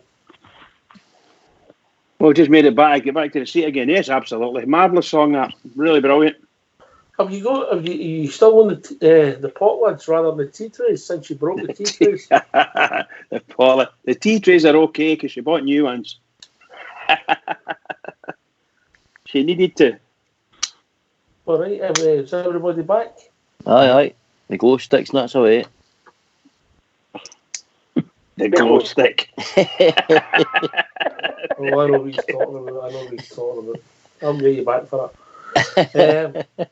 Well, with a wee bit of off the park news, would that be fair to say that? I don't know if you've seen it, Albert. What was that, mate? Oh, you sit back. The club have made a statement. I'm going to actually go and make, because Bridge is the only one on here that can read, so he's going to read out the statement. Just give me a second then. Just give me a second. Get the readers on, Bridge. Just hold a second, guys. I'll get this now. Don't get it there, you idiot. See, sometimes you forget what you've done with something. I had it all ready for us. Get held up today. Aye. Yesterday, what it was. Once they come back now. Tell them we're coming back to the UK. Where? The I don't know. technical department. Right, you ready? The days, Just give me a second, guys. Right. the days Right, here we go. Monday. Here we go. Next Here we go. time in the evening, and we'll have to call the tune. Oh, for God's sake, what's going on now? You want me to do it? Oh, no, I've got it here. Okay. Do you want to start reading? You want to do it paragraph at a time yourself, no? Just do it. You do it, mate. Okay. From today at 7 p.m. Rangers statement. Now that the police have charged an individual with racially abusing Alfredo Morelos at the Old Firm game on the 29th of December, it is necessary to state yet again that racist abuse, indeed abuse of any form, must never be condoned or dismissed. The first thing to be made clear is that even though many others commented on the issue of abuse, racial and sectarian, directed towards Alfredo Morelos, Rangers had a duty of care not to say anything that might compromise a live Police Scotland investigation. What none of us should never do, however, is dismiss or trivialise abusive behaviour, as too many media outlets, journalists and pundits have done this in this instance. Perhaps there might have been a bout of contrition, and one or two may feel a pang of guilt now that the evidence some of them so loudly demanded, is there in the form of this charge. If enough of our media had been of a mind to treat the issue with the gravity required from the outset, as normally happens with these issues, there would have been none of the dismissive comments which have helped pollute social media, newspapers and broadcast platforms. Social media is, of course, largely lawless, but some of the pieces written and broadcast around Alfredo Morelos in the mainstream media were and remain disgraceful. He has been described as a waster, a cheat, an angry brat, and one columnist/pundit actually wrote that if you can't take the vitriol, you are in the wrong city. The vitriol, so that got me stymied there. The implication seems to be that the fault lies not with those who choose racism and abuse, but with a young immigrant who chose to come to our country. This is deeply disturbing. This is a deeply disturbing attitude, and that was actually expressed in a national newspaper. Defies belief. When a player is at the centre of an abuse claim, he is treated with respect and sensitivity and given support. That is certainly the case in England, but not here, and most certainly not with Alfredo Morelos, who is actually being demonised in many quarters of the media. A number of factually incorrect stories have been written and published about Alfredo Morelos recently, causing a great deal of stress and anxiety within his family at a time when his heavily pregnant wife should be calm and relaxed. A river of negative and hurtful attention has been flowing towards Morelos, without thought or concern for the individuals involved, and the way they have been treated is shameful. Especially vulgar is the manner in which claims of abuse, racist and sectarian, have been dismissed in some quarters, BBC in particular, where the overall situation has been mocked amid outrageous claims that Rangers were behind the leaking of certain stories. None of this shows our media and country in a good light. Perhaps now some people will take a long and honest look at themselves, and who knows, they might even apologise. But all of this serves only to make Rangers even more committed to our Everyone and Anyone campaign. We will not stop or slow our efforts to make Ibrox a place open and welcoming to all. Finally, Rangers would be more than happy to accommodate the young person involved in this latest incident on one of our courses designed to help people understand why racist and sectarian abuse is unacceptable. Indeed, if any of the journalists and pundits who got it so badly wrong would like to attend, we'd also welcome and help them. End of statement. Cracker. Very good. Very good. I'm actually going to bring. If you don't mind staying on mute, I'm going to bring in Fox. I know he's busy in the technicals, but a lot of people like to hear him on decent sized stories. Right, so Fox, you don't mind popping in for a couple of minutes, mate? Hello there. Good evening, lads. Hello, mate. How are we doing, my old mate? I know you're still all over the place with the Philip Schofield thing. So let's take what's happened with this statement tonight. I've been writing to Holly Willoughby offering my services.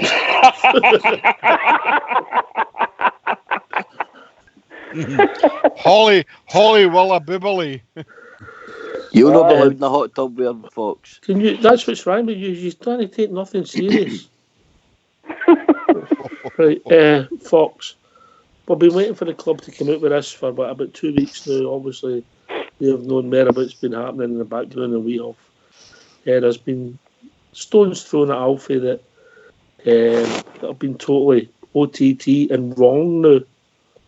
And these people have thought they've had 3 hits, and hope for this and let them know that it's the 3 hits are stopping now. If you jab at odds, we're going to hook right back at you. I agree. The press in this country and mainstream media, and especially, has been well over the top on Alfie, as far as I'm concerned. But as regards the statement, I thought it was a well-worded statement, but I think it should have went a wee bit further. We had a terrific statement after the debacle at Hampden and never followed that through. This time we've got to follow through and follow on for this and start taking positive action against people who are continually running down our staff, players and club. That's all I would like to say. Well said, Fox. Well said, Pat. Well said, mate. Albert. As far as I'm concerned, that's a line in the sand drawing, and I'm with Fox. If you come after us, and they're going to try, I wouldn't be surprised they could try to dismantle that statement, which they'll try and do. I've no doubt about that, because they're just rats. But the line in the sand's drawing, guys. Now's the time. Now, if he's coming after us, we'll be prepared for a fight, because we're not taking no more of this. No more of it. Statement's excellent. GFK. Well, I think, as Albert said, that the line in the sand's been drawn, but I think this came, the straw that broke the camel's back was Davy Provan yesterday, and his statement read something along the lines of, if Alfredo Morelos can't handle being racially abused, then he should leave Glasgow immediately. What kind of statement is that for a man who works for Sky, and he works for, I don't know what paper it was it The Sun? I don't know what paper it is he writes for. But he said that in the papers at the weekend. If Alfredo Morelos can't handle being racially abused, then he should leave Glasgow. That man should have been having a chap at his door tonight by the police, because that is a racial abuse towards Alfredo Morelos. Not just because he's a Rangers fan. Guys, if that was any of us saying that, you'd have a chap at the door the night, because you would put that out there in the public forum, right? And nothing's happening. It's a cracking statement by the Rangers, and I agree with what Fox said. I think it could have went a bit deeper. I think we should have named names. Maybe weren't allowed to name names, but we all know the names that have made these disgusting comments about Alfredo and his wife, you know. And this is us fighting back now. And let's hope this is a start. Let's no retreat on this, guys. Us here on Rangers Radio are fighting these things tooth and nail. Let's hope that Rangers do the same and keep this going, because this is a war that we need to win. Because if we don't win it, then my club will go down the toilet the same as it did in 2012. And it's absolutely disgusting. Yeah, mate. I think it's good that the club have made the statement. I think it's the right move. I think it was worded correctly. I don't know if there's any really need for us to go further in the statement, mate. I think it was perfectly clear in everything it was pointing out there. No, I think we all know the scrutiny Alfredo's come under in this country, mate, and I've referred back to it a couple of times, and I don't really like getting into this kind of side of things, but I think on this case, mate, you've kind of got to speak. No, I mentioned that before, mate, about Luis Suarez. I mean, he was basically flung out of England by the media. And I think what happened to Alfredo Morelos is maybe 10 times worse than whatever happened to Suarez, mate. So it is bad, but I hope that folk recognise it now, mate, and the boy can maybe start to get a break, because he is a really, really good player. He's got goals in him, mate, and I think that should be appreciated, because not too often you get a special player that comes to Scotland, and we've not seen anybody like him for a good number of years now. So I'd just like to take the positives out of what he brings to the game, mate, and I'd like to see everybody else following suit with that and be positive about him, mate, because like I say, he is a young boy. He's not from this country. It is a hard place to come. It is a hard place to settle down, but it's up to us as fans off football clubs to make that easier for these boys and not make it harder, mate. So I think the club was 100% right in releasing that statement, mate. Port Bear? I just have to echo what the boys are saying, Ox. You know, the lines being drawn in the sand, you know that's it. You know, we're taking no more crap for anybody anywhere. You're going to get the big overhand right, as far as I'm concerned. It's been a wee bit long, in my opinion. I think that's something that should have been done, you know, a few months ago. But this is not just the Alfredo story. It's not just a story that's annoyed me, Ox. We've been, you know, persecuted, hounded by the media, as far as I'm concerned, for years, and it's nothing's ever been done. There's a pundit on Radio Snide made a comment that Alfredo was misunderstanding what was getting shouted at him because he's not bothered his backside to learn the English language in 2 years. What a lot of tosh. He should come out and be made publicly apologise to Alfredo because it's been found to be right. And this is why you've always got the Catholic platforms like this. Unless you know the facts, keep your bloody trap shut. Because that wee man is going to get hounded out of Scottish football because of guys like this, and that's what they're wanting. That's their agenda. They want him out of Rangers and they want him out of Scotland because he can stop Celtic, and that's my opinion. But good on Rangers and well done the board and whoever, you know, can put that statement together because it was excellent, and that's where we go forward now. We fight these guys tooth and nail. Great comment, mate. Great. And you come, Molly? I would just echo what Port Bear says. I know. I mean, you can't argue with that. We've been discussing, you know, for maybe 2 or 3 weeks. Why has Rangers no said this? Why have they not done this? So obviously they've been doing all their background stuff and making sure that everything is all above board before they brought out that statement. And the statement just hits the nail on the head. Enough's enough. That's it. We're not going to put up with it anymore. And it's a bloody shame, you know, because they are basically trying to chase him out of Scottish football simply because he is a threat. If he wasn't a threat, he wouldn't be getting the abuse for anyone else. It's true what they say. You know, you abuse the best players. Barry Ferguson said it as well on that PLZ soccer, and he had enough of it off for the Mankey mob as well. But if you're not a good player, you don't get abuse. They're terrified of him. And Lennon admitted it actually in I think it was an interview he done before we played them at the Piggery. He was terrified of what Morelos was capable with, and also Kent. Because he knows if they play to their best abilities, we'll win this league. And as I said the other night, and I don't think I'm talking ridiculous, we've got a chance of winning a double here. But it's up to us to win it. It's only us now that's going to throw it away. And I still believe that. I know Old Bear said he had money going his last season. I mean, last season, to me, was a tall order. Although there was a chance we might have done something if we hadn't have felt with Kilmarnock and all that. But that was Gerrard's first season, you know. But this season, this is our opportunity. And I don't think we could have a better opportunity for winning this league and maybe even the double if they get their finger out their backside and start playing. They've got to get a lot of form. They've got to find a lot of form then, Willie. Because you know the wee bit form we've got now, it isn't quite there yet. So they really, you're right. Maybe it is getting to get their finger out, but they really need to raise their game quite a bit. They need to be right up for every game, every single game. Let's stick to one subject. We're talking about the club statement. Let's not go back and talk about. Oh, sorry, I thought Willie was. Apologies. Right, all right. So, JFK, I heard you saying that you thought it was a great statement. Yeah. Yeah, if was it Borbear said the comments that he made, that was it. All right. Aye, but it was all round. It was a great statement. He epitomised it there, Borbear. I mean, it was it was a fantastic statement, but I'd like to have seen it go further. And you know, look, it's a joke that they've just stuck a 12-year-old boy to take the blame. That's a good point. That's a good point. I mean, I'll let you make a point on right, that one. let me finish a bit, Albert. I mean, like just watch what you're saying again, yeah. No, like all you guys, we've all seen videos in different forums about people singing these racist things to Alfredo Morelos, and it didn't sound as if it was a 12-year-old boy to me.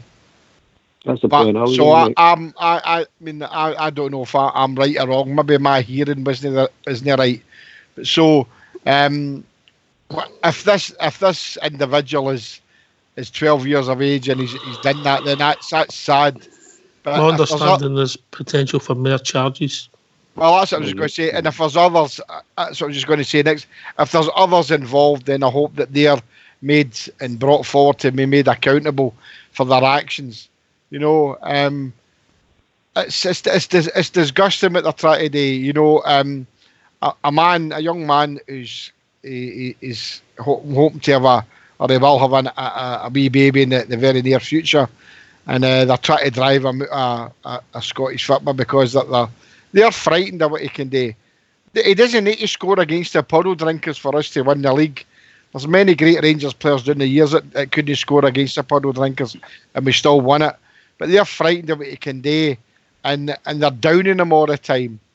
And the media, never mind the puddle drinkers, that we know what they're like, but the media should be absolutely ashamed of themselves about what they're doing to this man. And they're sitting there and they're taking wages, talking tripe about something they know nothing about. They're just not jumping on the bandwagon. We'll be waiting for something. On you go, Albert. I think the Rangers have played a blinder here with this one because what they've actually done is follow the old cliche. Give them enough rope and they'll hang themselves. You know what I mean? And I think that's exactly what they've done. They've all hung themselves. They come out there and come out with that crap. They've fired at that boy. I mean, that's a disgrace. I mean, I take a red face for them. I really do. I mean, I don't know what they're like there. I don't know how some of these guys sleep at night. Why did they fire at that young boy? Because they wanted to deflect at how well beat that team were in that particular day, and that was a defence. Yeah. 100%. And that's sad, isn't it? You get beat a game of football and you go to the games. I mean, that's sad. That is sad. Fox, Jared, can I just say this, and I'm not being funny when I say it, I'm following on the lines that what Jimmy was saying and Albert himself was saying. There's 52, maybe more, 53,000 Celtic fans at that game. In fact, it was only 800 Rangers fans. Is that right? So you're talking about 59,000 or more Celtic fans at that game, and they've found a patsy in a young boy at 12-year-old. Or that's the first one anyway. And I think that's absolutely, utterly shameful. And that's what they've done, that club. I don't know how they've done it. I don't know how they must have picked him out. I don't know what's going on. But it's like really bad, isn't it? To me, it's really bad. I think Sky will be sitting back. I would stay away from that club if I was that age. So would I. Yeah.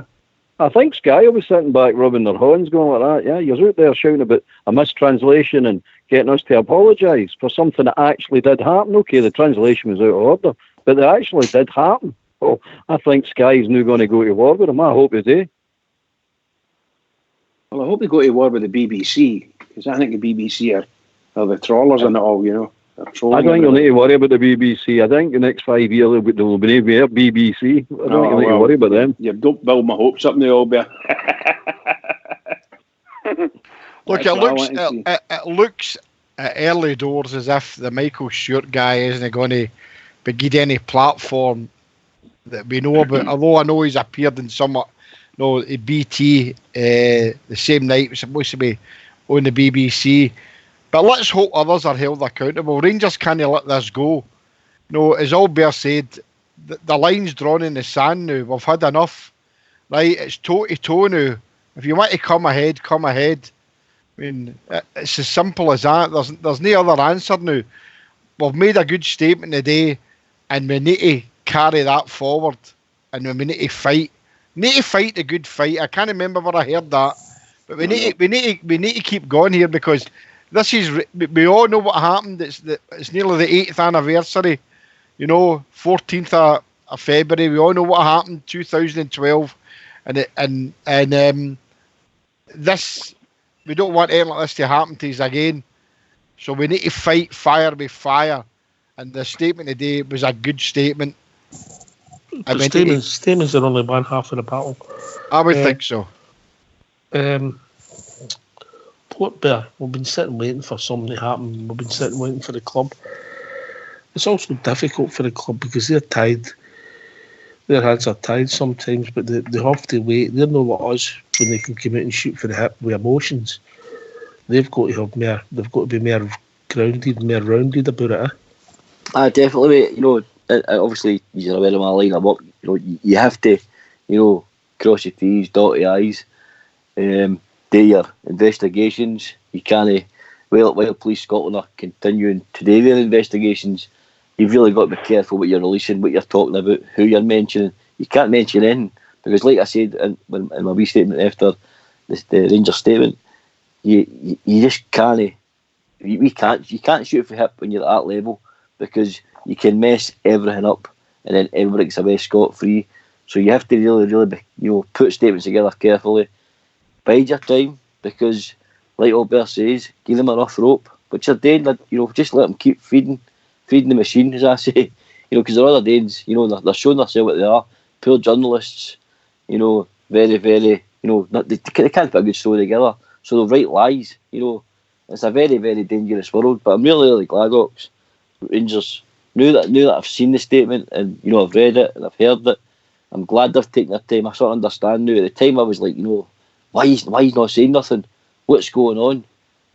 But having sort of how I understand the way it works, I get why it's been done, mate. And I don't think this will be the last. I think this is just the start of a long battle. Oh, let's hope it doesn't go on too long. But I think this will be a wee battle that'll run on a wee while, mate. As I go back, I think it was when they came out initially with these stuff after the Morelos sounding off. It was only to take away the bad look after themselves, and we'd never seen anything like it. All been on for weeks. I think it's all hand in hand. I think the racist thing, they knew about that because they were picking on everything and anything to try and deflect their usual ploy, their usual game, ably backed up with their gimps and their friendly media who all just jumped in the bandwagon. But it's only a game of football. I mean, I wish these people would just climb back into their tree and realise Rangers are only a football club. I don't know what they're trying to make us into this sort of demonises and make us into some sort of monster. You're going, it's only a football club playing a game of football. Good grief. And we happen to be good at it over the years, and we happen to win more trophies than you. Big deal. I mean, what's the big problem here? I don't get why the hatred's there, why this absolute hatred. You didn't sign Catholics. Absolutely no true. Absolutely garbage. But here, that's labelled into us, and you sit and go, nonsense. Absolute nonsense. But there you go. And, for my mind, I'll never understand them. I mean, I used to hang about with some of these guys, and they're all nice at your face. And then when you get in their envy group with sort of Hun this and Orange B this and all the rest of it, and you're going, oh, calm yourselves down here, man. What's up, please? But yeah, we all know what it's about. Who cares? I only care about the Rangers. That one would be. You know what my advice about that would be? I stop reading it. No, don't go about with them. Anyway.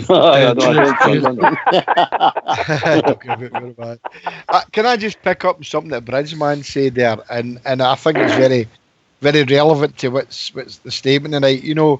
There was 870 Blue Noses there that day, and nearly 60,000 of them, and yet they picked out one individual, and never mind what age they were. That to me just smells, and I would wish Rangers had made a similar comment, but I'm saying that we find it hard to believe that only one individual, they didn't need to say who he was or what age he was, that only one individual was picked out, because media film has shown that there was very many incidents, and there was many.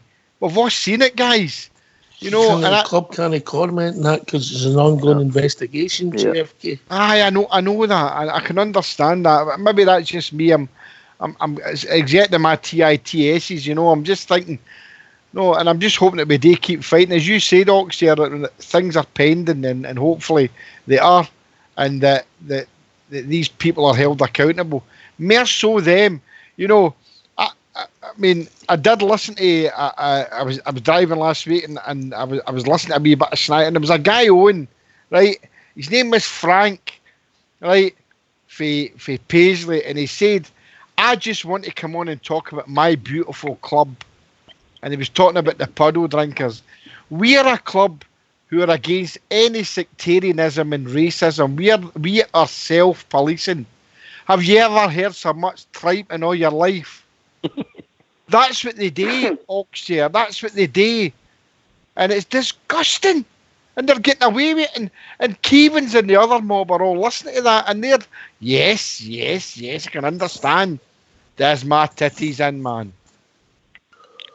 Once again, try to rewrite history. Port Bear, as I said, I mean, I've got sympathy with the club. They can't fire for the hip with us. No, mate, no. We just have to play a spear. As evidence, continued evidence and more information keeps filtering into our club, because it will be filtering in slow as well. That's what you got to remember.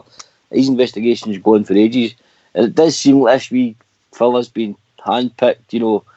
His age, he'll not get to jail. He'll go through a process. He'll get sent to a course regarding antisocial behaviour, and he'll learn about sectarianism, etc., etc. That's what will probably happen to this wee fella. But let's just hope the other ones, we know there's older ones, they should get, in my opinion, 6 months. And this goes for all fans, guys. I'm not just going to talk about one club here. All our clubs, us included, we all need to behave ourselves. When these things are going about, because you can get to jail for it. That's the bottom line. We can get to jail for it. So I just think we all have to be very, very smart when you're at a game. Go and enjoy your game. Appreciate what you're watching. Appreciate there's some beautiful, amazing players in our country, that we're very lucky to have, and watch them, admire them, honour them. Don't shout bloody, obscenities at them about their families, about their mothers. Some of the stuff I've read those put with me, it's absolutely shocking. I'll remember the one that was up at Pataudry regarding his mum. You know what I mean? It's just wrong. Now his wife and his wee baby and stuff. The guys try to bring up his family here. And it's great to see a club supporting them, because it might be that would be frustrating for me. I know he's probably been spoken to from behind the scenes in there, but to watch your employer, if you like, seemingly looking to the outside world, that doing anything for our boy here. They protect Alfie, they're doing the best about him. Obviously they probably were, but I just hope the club continue to support our players in that manner. You're not going to get to say you want your players. We're going to punish you. That's the way I think it should go, mate. Orbert, can I just say, to me, it just smacks of what we're no respect for Rangers anywhere in Scottish football, none at all. From any of the clubs, none of them. It's just complete disrespecting, and that's bordering on unfriendly, right up to the hatred, which is and bile that's coming across. And I don't know when and how Rangers are ever going to get that settled down, if ever. I don't know if they ever will. But really and truly, these are the, shall we say, they're the fights we've got to go with. I'm into it. This is not the end. This is the beginning. Yeah. Keep going. I'm in. Anyway, hopefully, we've been joined by the Mr. Global Ambassador, who we're bringing back for the territories to take up the cudgel. Yeah, I'm on the road. I'm all right. I'm on the road today. It's been brilliant listening. Actually, very insightful. I read that this morning, the statement that before I went to my work, and I find it a wee bit. Were you surprised, pal? Were you surprised? No, I wasn't surprised, because I think something was meant to be coming. Yeah, it took a wee while. I understand why maybe it didn't come as quick as we would have liked it. But I'll tell you one thing: you roll out a 12-year-old boy as a patsy. I then went online and I looked at that again. I'm the same as Jimmy. If that's a 12-year-old boy, he hit puberty about 4. If he's screaming and shouting that, I'll tell you that the most. So they've rolled out a wee patsy there. Hopefully there's more to follow, and it's only just right. Now I'd be the same. I'm married to a black fella. My wife's black. Doesn't bother me colour. As long as she doesn't wear a green and white top, that's about the only thing that matters to me. It's terrible. It's absolutely terrible. I looked at some of the other things online. That Hannah off Radio Snide, what he said was atrocious. And then was it yourself, Jimmy, that said about David Proven? If he's come out with such things like that, mate, that's shocking as well.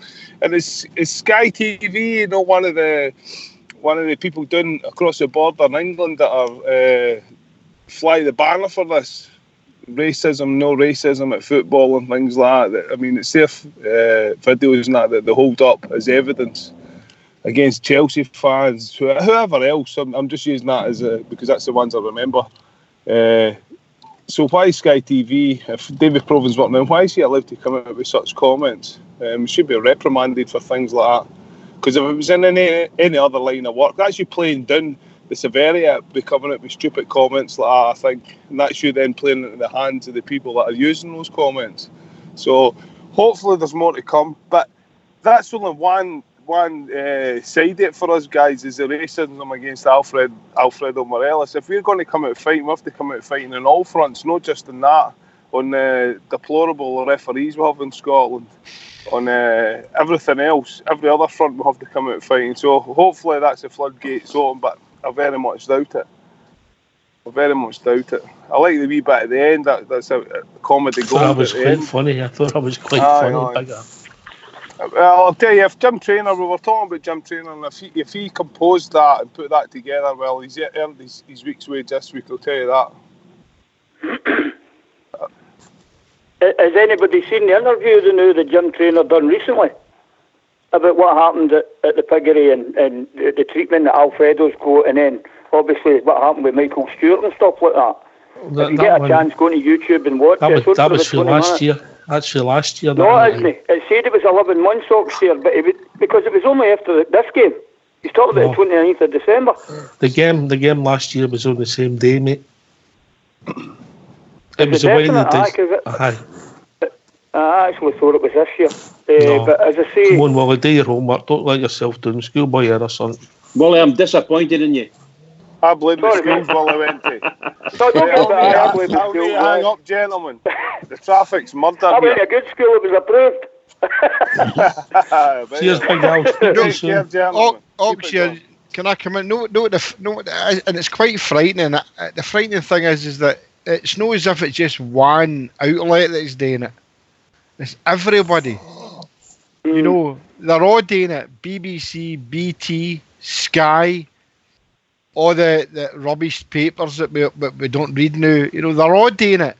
You know, there's not one of them got a bad thing to say about the puddle drinkers, but every time you pick up the papers or look at anything, it's all about how bad Rangers are. You know, and they're terrified, Jimmy, and they're jealous. That's what's wrong with them. But the Davy Provan one, he's one of their main pundits, commentary guys on the English Premiership. He very rarely does a game Scotland unless it's against us and the puddle drinkers. But you know, so they're all saying everybody hates us, we don't care, but they're all wanting to get their claws into it, and it's good that we're fighting back. It's good that we're fighting back, and let's see what happens tomorrow. You know, when we see what's on the papers tomorrow or different forums. That's what happens when you hire a. How do I put this? I'm trying to put my words wisely here, JFK, which is unusual for me. If you hire a PR firm in because you've got issues and you're trying to fight fires and deflect stories, what you do is you put people out there in certain places, and then, of course, and then you give the message and you stick to the message, and that's what they've done. You know, the one I got away for the 29th of December, Scott 3, was Clancy. Yep.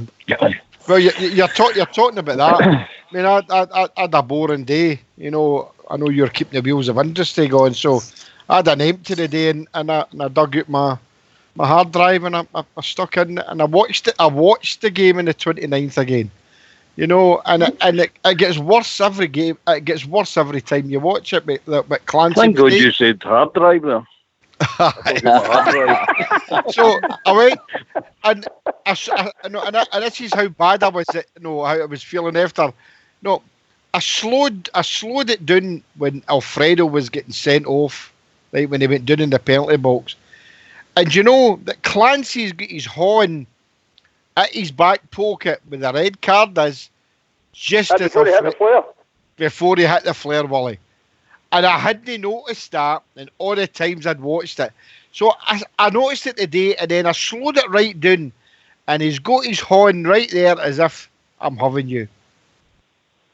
So that just shows you that, no, we've got to be careful to say, is the referees corrupt? Maybe. Is others corrupt? Maybe. Can Rangers prove it? Well, and it's going to be hard for Rangers to get. It's got to be sorted now. They did never think that Rangers would be back the way we are, and that's frightening them. They thought They're we were terrified, Jimmy. They're terrified of what's happening. All right, we'll go to Stardunk. He's obviously a bit younger than the rest of us, apart from myself, of course, and he sees it. He sees it just that wee bit difference because he's more social media educated than everybody else. Social media. Aye, he knows his stuff to Stardunk. Media.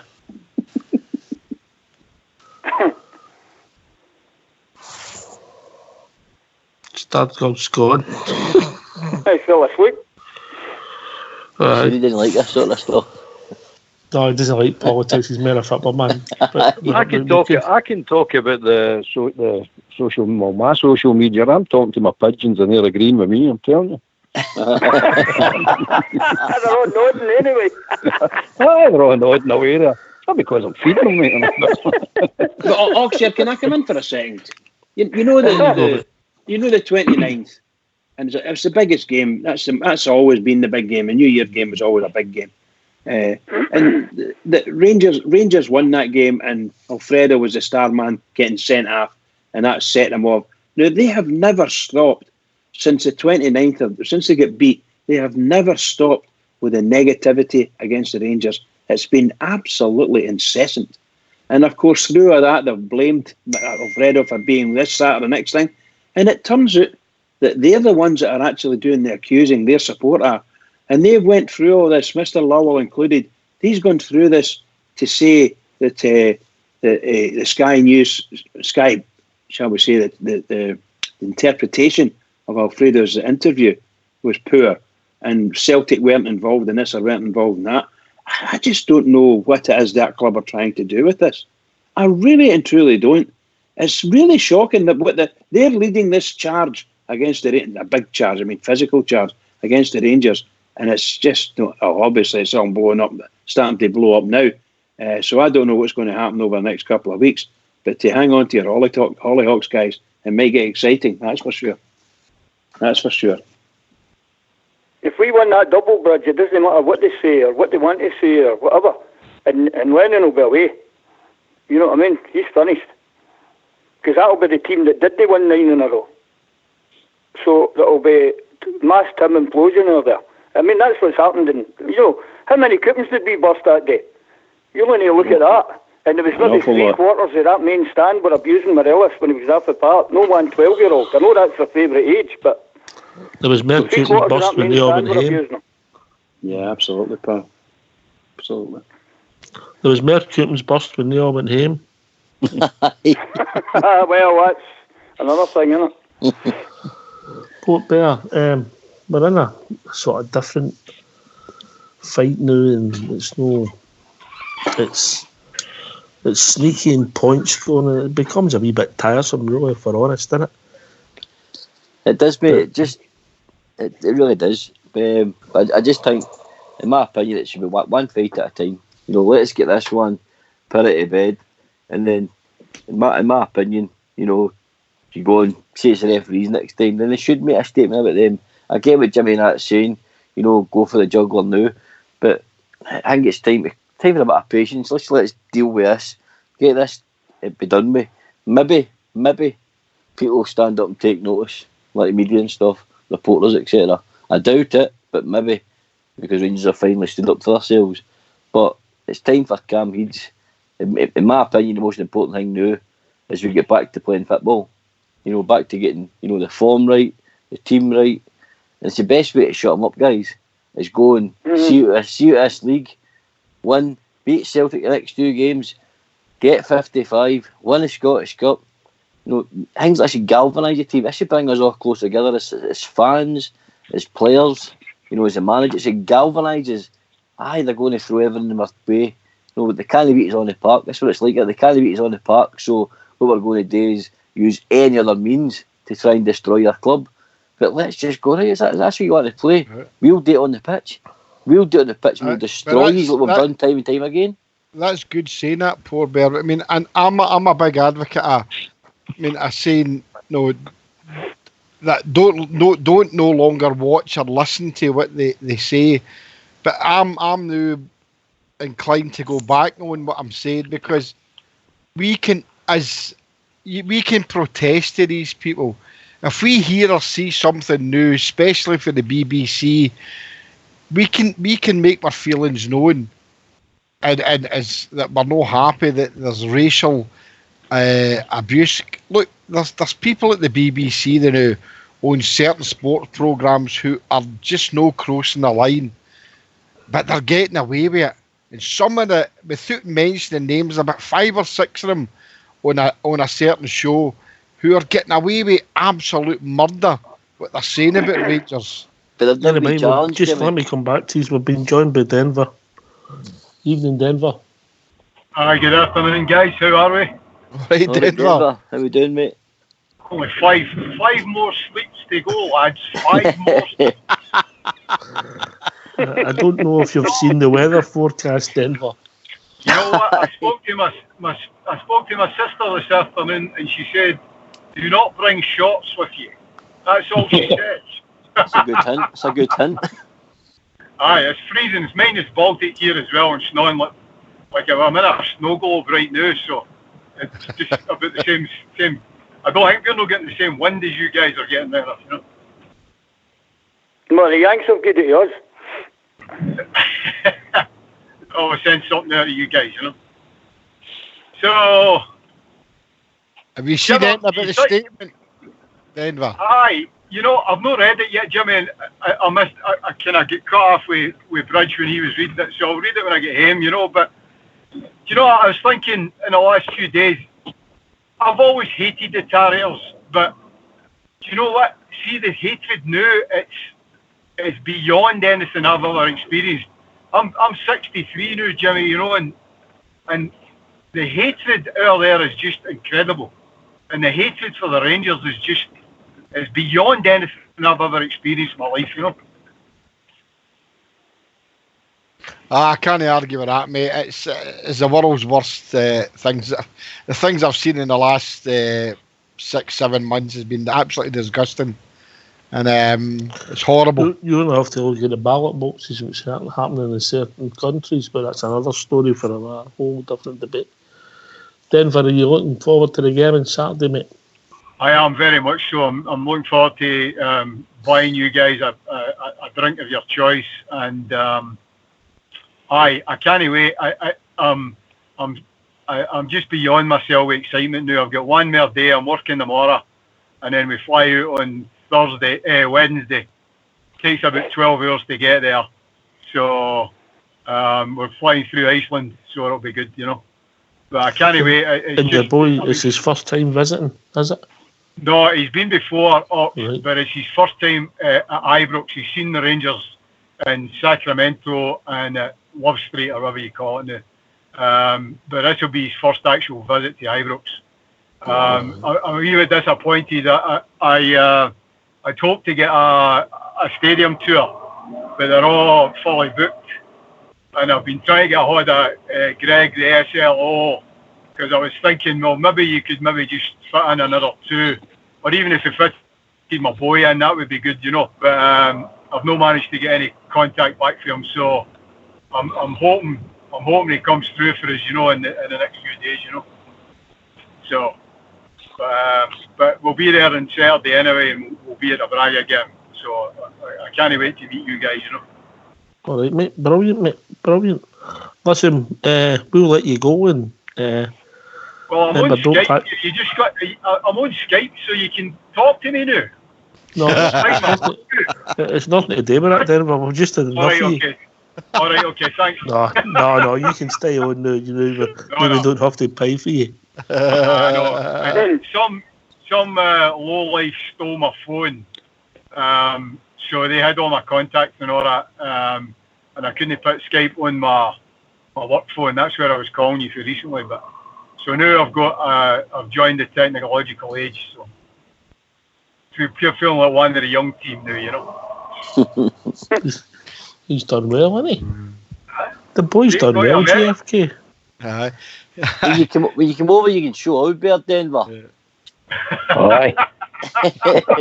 Ox here, can I just come in with a wee quick thing? It's just been in the last 30 minutes that Braga have released extra tickets for the home end against Rangers, and they're allowing Rangers fans to buy the tickets in the East End for travelling fans. If you want tickets, go online.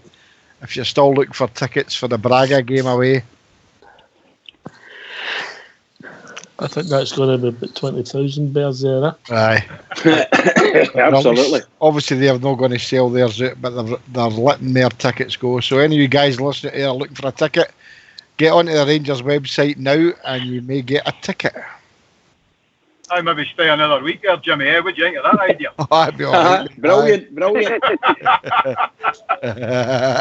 You could put me up for you could put me and my boy up for a week, Jimmy. That's the problem. You might not need shorts, but you might need a new liver. Oh, yeah, I would like your liver. Easy. You know. Drink some of that Russian water, Jimmy. Russian water, and when you come and visit me, you need to come to the door with your mankini on. Okay, I can do that. For God's sake, Jimmy. What? He's went all full up some Schofield on him. It was good enough for fun. Good enough for us. That gets worse and worse. Oh, yeah, can I come on for a wee second? On you go. Willie. I mean, it might be a bit of a tall order, but I would imagine, see if there's anybody that's going to that stadium tour when Denver comes there. If they knew the circumstances and the fact that he was bringing his boy over for the States, I reckon just about anybody would offer them their place and they could go at another time. I don't know whether it'd be maybe worth a while trying to put something out on Facebook, Jimmy, or, maybe just through Rangers Radio. What do you think? I was going to say it. Just roll up. Just turn roll up. I would just turn up at the door, Denver. Yep. That's my plan, Jimmy. We can only go on Friday, But Wally, that's a good idea. But I wouldn't like to take MD's ticket away because people wait a long time for them. I've been in about 5 or 6 Rangers stadium tours, and I remember one time there was something had happened. There was a backlog, so it went late, and instead of being 20s, there was about 35s. All right. Okay. Right. If I was you, I would just turn up. I would turn up the very first one, and see and explain your situation, pal. And I think we'd get in. Aye. They'll not turn me away. No chance. Oh, the hell. I'll turn up with a cowboy hat and the cowboy boots on. Tell them Denver, Colorado, and we're good to go. Denver, that's not a good look. Cowboy hat and the cowboy boots. They've got that on us. And a man Philip Schofield, YMCA, and all that stuff.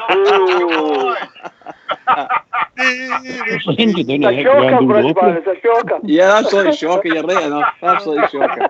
Just mine got a big badge that says Denver Bear on it. Aye, Rangers Radio. Denver Bear, Rangers Radio. Yeah, don't worry, rang me about it. It says Bear Denver. Bear Denver. I don't want that. Very good. It gets better and better in here, doesn't it? You got to laugh. You really have. Absolutely marvellous. I watched the game on Saturday. It's snowing like mad, and I thought the game was awful. 2-1, and I was saying, I wish this game was done. My missus comes in, she says, could you drive me somewhere because it's snowing? I don't like driving in the snow. I said, I know, but the game's tush anyway. Then I come back and we win 4-1. Oh, God. You could have heard me from Denver all the way 5,000 miles away in Glasgow, man. Wait a minute. Let's rewind this a bit. So the Rangers are on the telly and you still watch the Rangers and you take your wife somewhere. Aye. And you're trying to make us out you a supporter. Boo. There's something stinks about that right enough, Oxjay. Something stinks about that. But he paused it so we could watch it when he come back. I watched it when he come back, aye. JFK. Well, tickets removed. What can you say? I mean, you're either a blue nose or you're not a blue nose. Look, I need to go with Denver. If the gaffer says you need to go, you need to go. I'd have given her a sledge. I'd have given her a sledge until I got on. You used to need to man up the Albert. Anyway, we've reached that time of the evening. Bridgeman.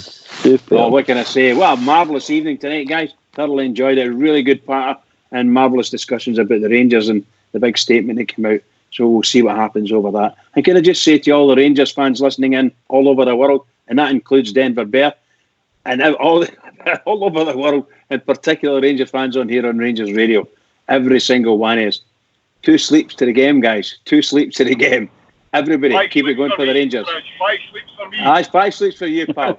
2 sleeps to the Kelly game. I'm really looking forward to it. So everybody, keep it going for the Rangers, because the Rangers really need us at this point in time. Given the statement that came out, we really need us. Everybody up for the Rangers. Keep it going. Yeah, I mean, we need to thank as well the support. We need to thank before we act. Can I thank everybody who took the time to join us on the call tonight? Everybody that joined us in the lobby. Everybody that's listening on our devices. This has been Rangers Radio. We'll be back tomorrow night between 9 and 11 talking about all things Rangers. Take it away, Fox.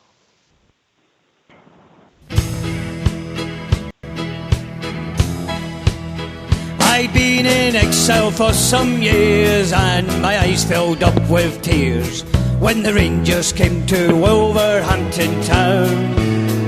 So I took a trip along just to hear some famous songs when the Rangers came to Wolverhampton town.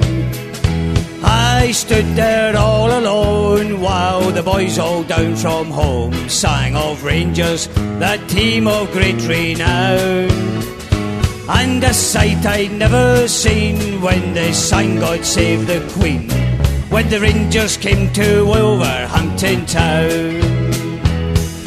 There's not a team like the Glasgow Rangers, one of the famous songs they sung. And a sight I'd never seen when they sang God Save the Queen, when the Rangers came to Wolverhampton town. Now on the field below, the boys put on a show, the likes they'd never seen at Molyneux. And it's football, it was grand, from Macmillan, Scott and Brand, when the Rangers came to Wolverhampton town. There's not a team like the Glasgow Rangers, one of the famous songs they sung. And a sight I'd never seen when they sang God Save the Queen, when the Rangers came to Wolverhampton town. Now the league flag must come nearer with men like Bobby Shearer, the way he played at Wolverhampton town. And the world forever after would sing of Jimmy Baxter, for on his head they placed that noble crown. There's not a team like the Glasgow Rangers, one of the famous songs they sung. And a sight I'd never seen when they sang God Save the Queen, when the Rangers came to Wolverhampton town. Now I knew it had to happen, I heard a mighty roar, the famous Glasgow Rangers they had scored. And the sky was white and blue, Wolverhampton shook right through, the loyal rampant Rangers had come through. There's not a team like the Glasgow Rangers, one of the famous songs they sung. And a sight I'd never seen when they sang God Save the Queen, when the Rangers came to Wolverhampton town. When the Rangers came to Wolverhampton town.